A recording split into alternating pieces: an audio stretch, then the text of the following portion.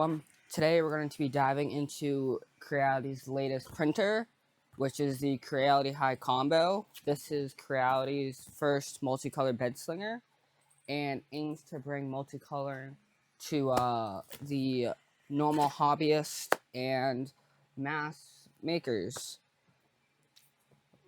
But the big question today is, does it actually deliver, or is this just another printer to compete with Bambu Labs? So stick around, because we're going to be finding that out today. All right.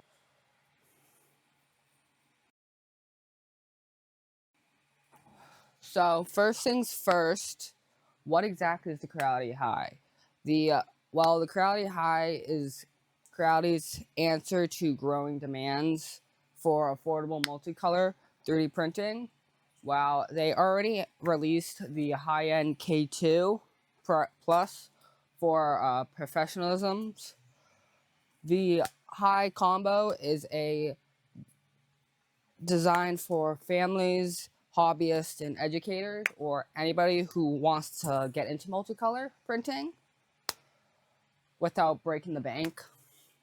The base model goes for around $279 for the what's it called, standard multicolor version, but the combo we're reviewing today, which includes the Creality Filament system for multicolor printing, retails for $59.99, though I've seen it on sale for much lower.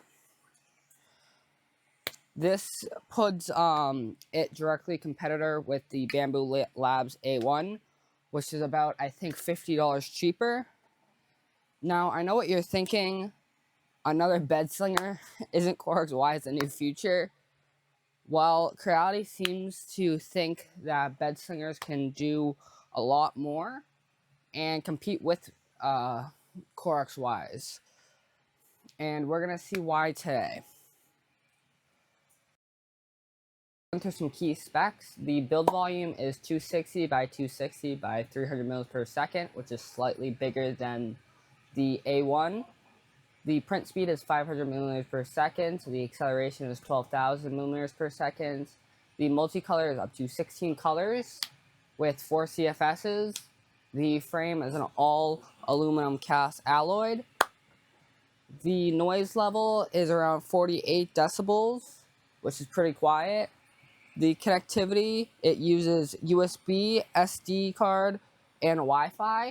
The assembly time is around 8 minutes because 95% already done. Alright, let's talk build quality, because this is where Creality Hi really stands out. This is hands down one of the best printers that Creality has made. It's one of the most robust printers I've tested in this price range. First, I should mention setup was pretty incredibly easy. The printer comes 95% already assembled. You can attach the gantry to the base with 7 screws connecting some cables. It takes up to like 10 minutes with no issues. But what really is impressive to me is the construct. The frame is made from a all aluminum cast die aluminum frame. It's not a plastic cheap frame like other people who've made printers like this, but it's got a robust linear rail for the x-axis and 2 linear rods for the y-axis to make it smooth and precise. The whole thing is incredibly sturdy, and no wobbling or flexing, nothing. The matte silver finish, which hides a lot of its like impurities and makes it look more of a premium printer. Now, to me, it doesn't look like a $600 printer, but it is a $600 printer. The printer uses a dual stepper motor on the x-axis for automatic leveling, and the X and Y uses servo motors for the movements. Servo motors are a big deal because they provide more precise controls and reduction to vibration, which leads to better print quality at higher speeds. So it has a 3.2-inch full color screen, and which is surprisingly good. It is foldable, it's really responsive, and the interface is really good. So if you wanted to get into more advanced stuff, you could. But for beginners, I really like it if you were a beginner. It's really easy to do. But one feature that I'm really appreciative for is its built-in camera, which is right here.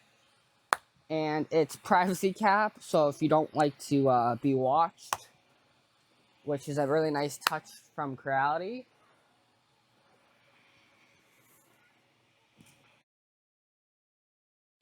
This is what enables the multicolor magic. Each CFS unit has 4 filament slots, and you can connect up to 4 of these up to a printer for a total of 16 colors. This means you can print complex geometric with supports that are way easier to remove without damaging your prints. The intelligence built into the system is impressive. It automatically selects the filament that you want and switches and relays filaments.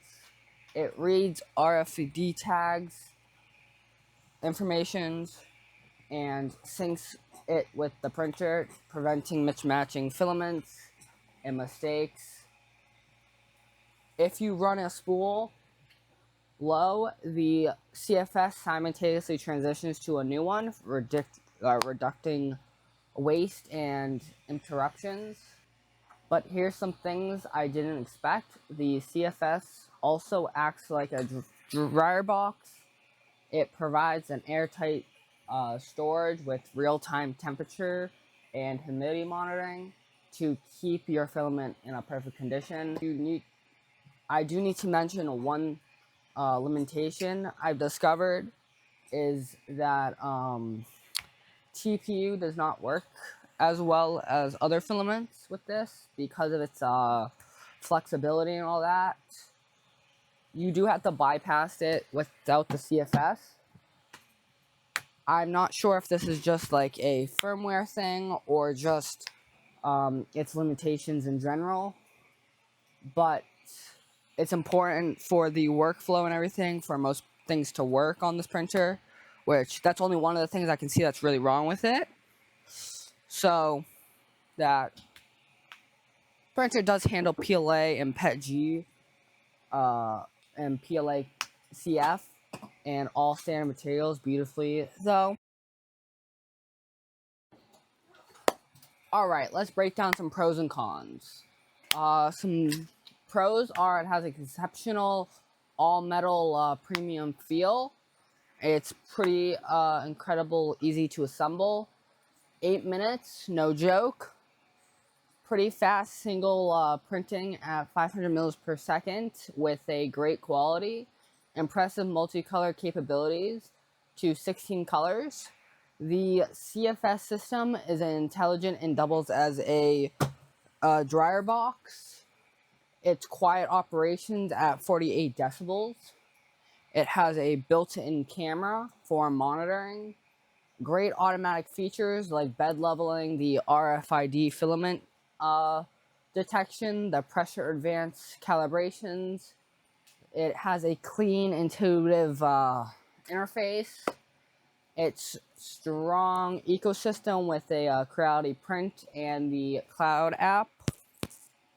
It also has an incredible good extruder in it. Exceptional values, especially at this sale price. Some cons are its TPU limitations.